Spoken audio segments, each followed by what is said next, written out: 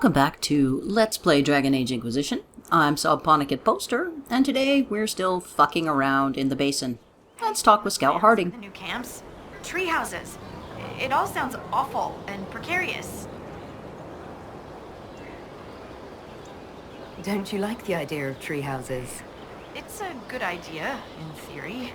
Up where the wild animals can't get us. But having solid ground so far below me with nothing but air in between us is just... Who would have thought? Scout Harding afraid of heights? Me? No. No. I'm not afraid. Who's afraid? No one's afraid. I love being up high. Lovely views, fresh air, birds flying at my head. Yeah. I'm a little uncomfortable with heights. Don't tell anyone. Hey everybody, guess what? I thought we could catch up. What's on your mind? They say you grew up in a village. Where did you learn how to fight? Draw a bow? All that? Here and there. You pick things up as a little dwarf girl in a village filled with piggish Ferelden boys. I'm no artist with a blade. I just know what hurts and what takes them down quick. Bruised a shin or two in my day, and a few, other things. And archery?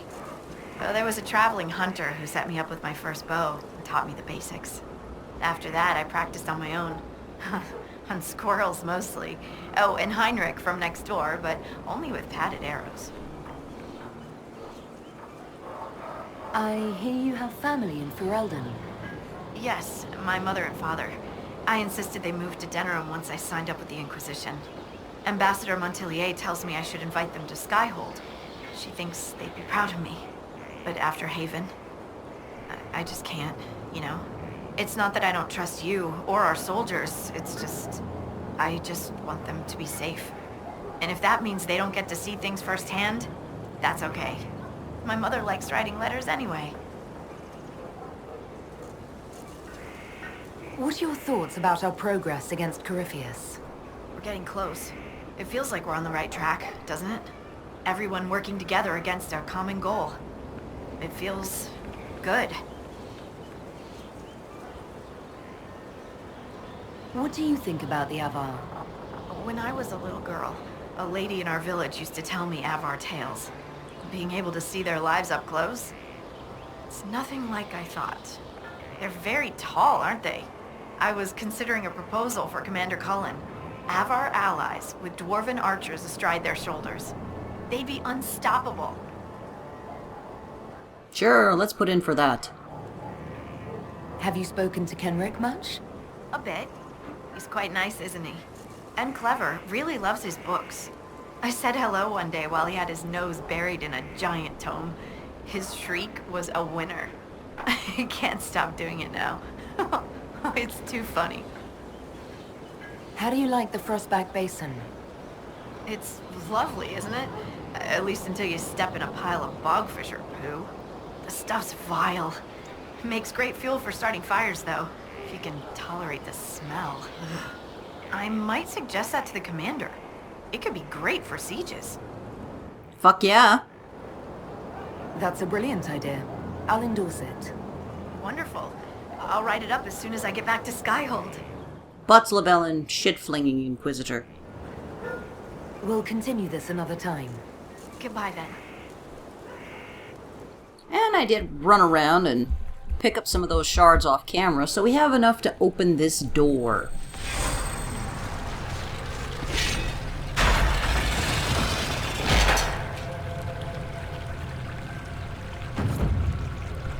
And honestly, it pretty much looks like the stuff from the Oasis.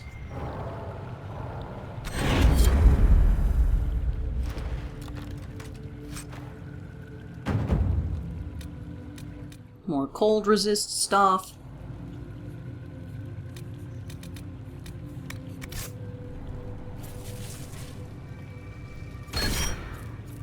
And we get some more resistance out of it.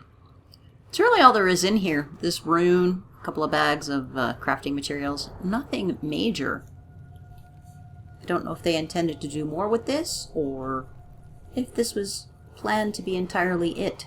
Sort of a letdown, really.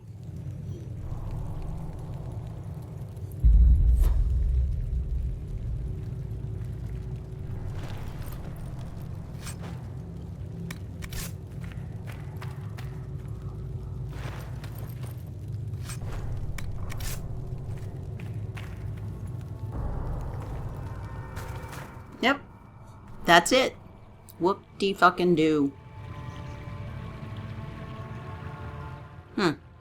Oh well. Did you see Scout Grandin on your way back? He should be on watch, but he's gone. Grandin was a good friend of Jace Turbat, one of the researchers. He was killed by Hackonites.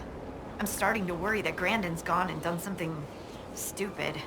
He was supposed to send word back when he reached his station, but nothing. Keep an eye out for him, please. For me. And that was a quest I did off camera. Secured some camps for us. That's a relief. We've lost We just fought some mobs of Avar. It was not exciting. I should go. Be careful out there.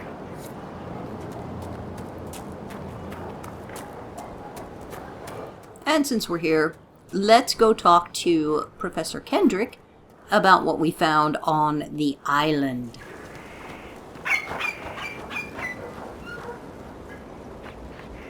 May I help you, Inquisitor? A spirit on the island held the memories and possessions of Ameridan's lover, a woman named Talana. It told us that Ameridan was here on orders from Emperor Draken himself, and where he went next. Andraste's dimples.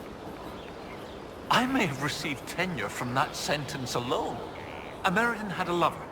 Talana, you said. The Inquisitor's Lady Mage. There was such debate over whether she existed. And there were orders? This was a request from Draken? This changes everything.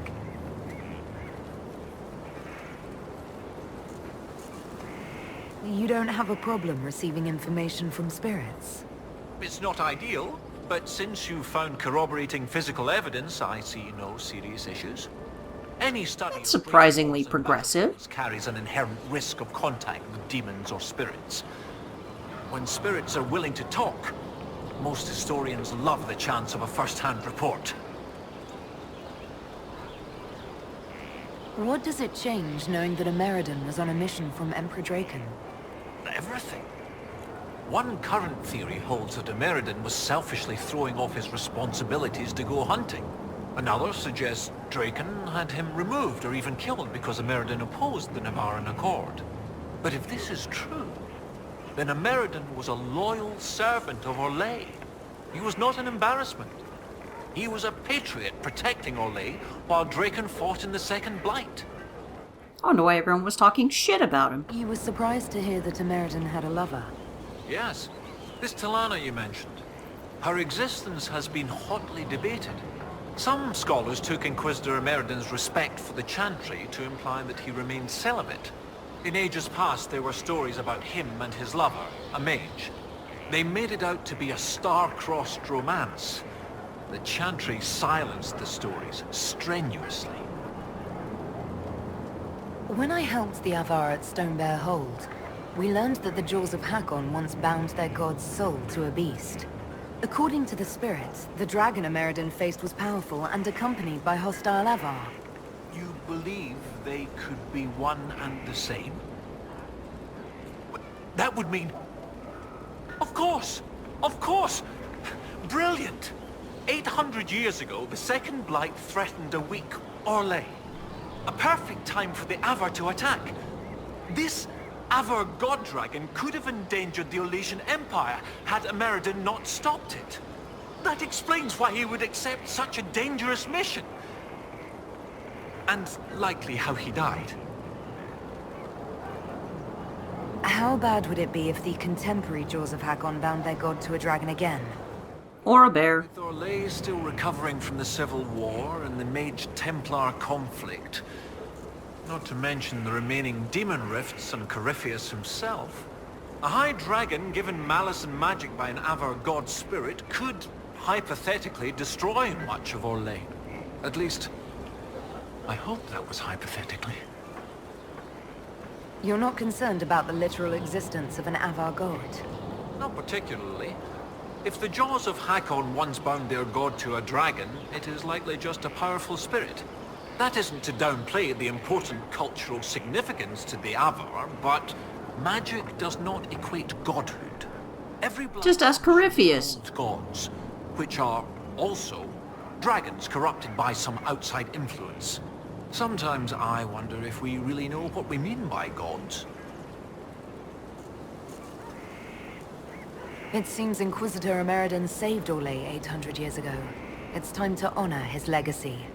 The spirit said to follow the river to the north, and something about spires or spikes.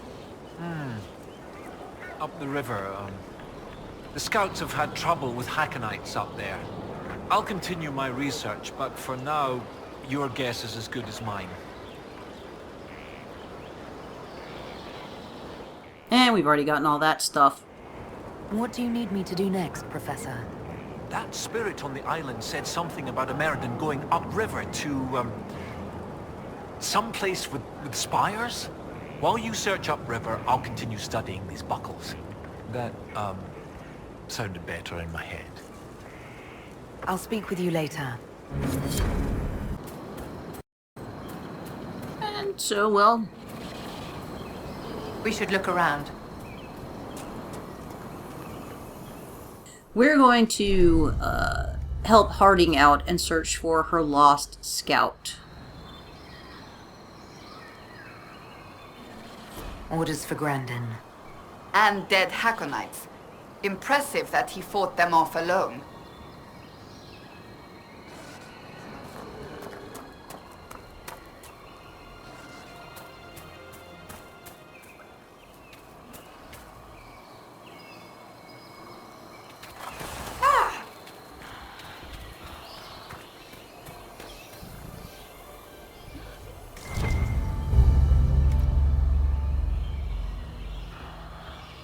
And it doesn't really give you any prompts, it just sort of moves the circle up the path a little bit. All in all, this is a fairly linear quest. And that looks like it should be something, but it's not.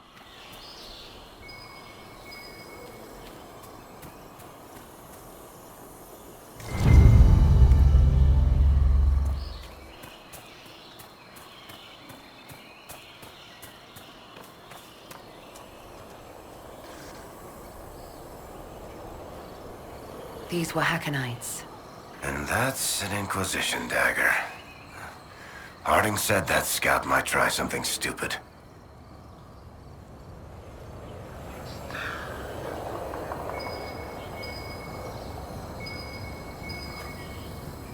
Looks like one of those guys in Demon Souls. In the Tower of Latria.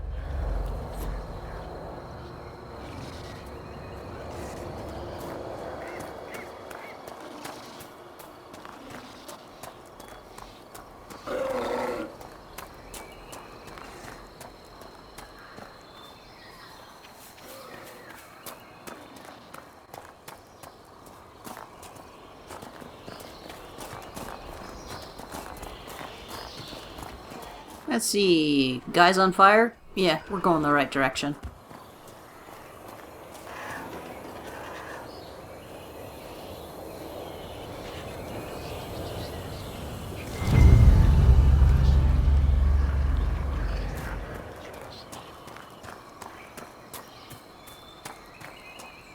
What's fun about this quest is those bodies aren't there before you do it, and after you do it, they remain. So you just have these burning torches of corpses that stick around forever.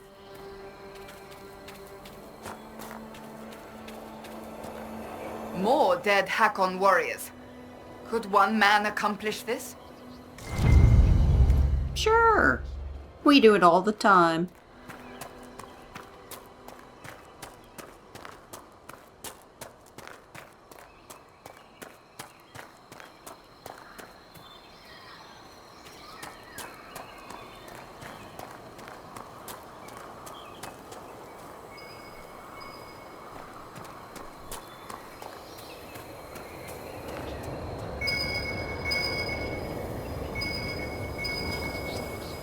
Have to decide which of the dead bodies they want us to click on.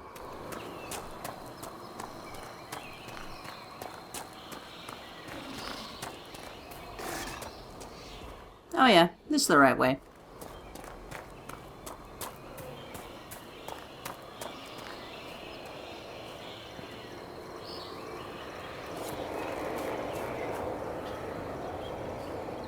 Deal with Scout Grandin. That doesn't sound promising.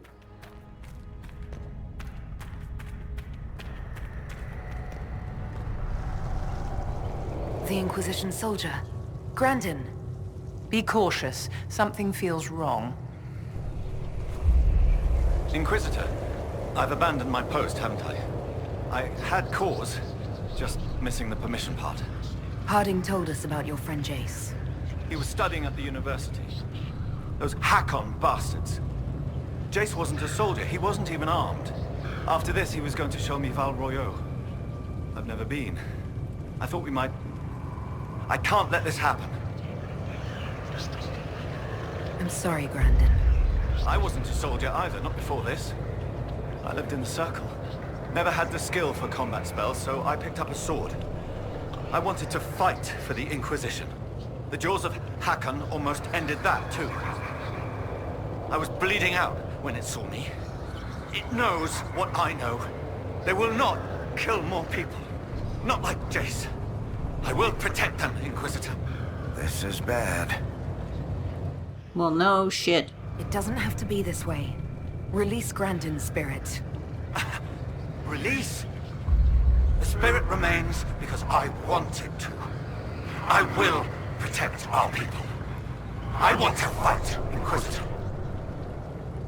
Now, we can let him stay totally possessed, but it's not the happy kind of possession the Avar have, so we're going to tell it to fuck off. I cannot stop them. I won't allow it. Also, the other option pisses everyone off, and probably rightfully so.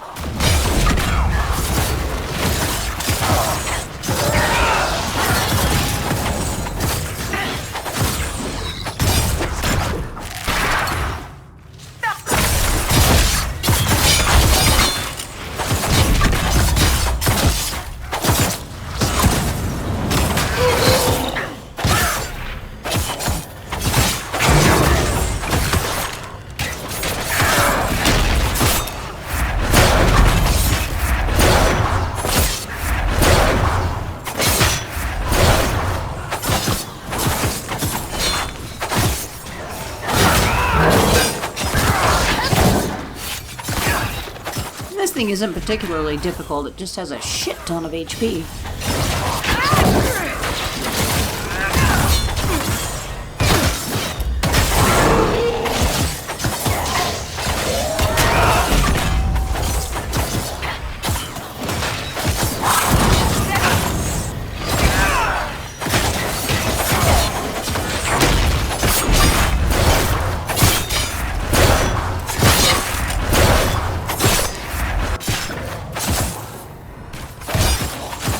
Sure exactly what Varric was doing to get himself killed there.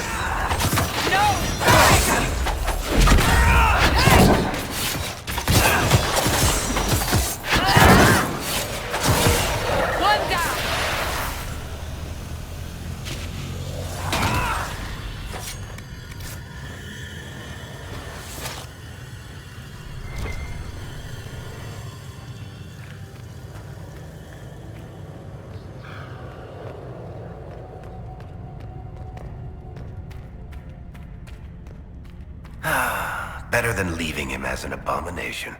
Harding will inform the family of the death, if not the details. You must have made a great impression on the Avar. Some of them paid us a friendly visit. A couple even helped repair our fortifications. And one woman brought us a barrel of fermented fish. Kenrick ate some. To be polite, he said. Well, he was a very polite shade of green. I have bad news. About Scout Grandin. Maker, don't tell me.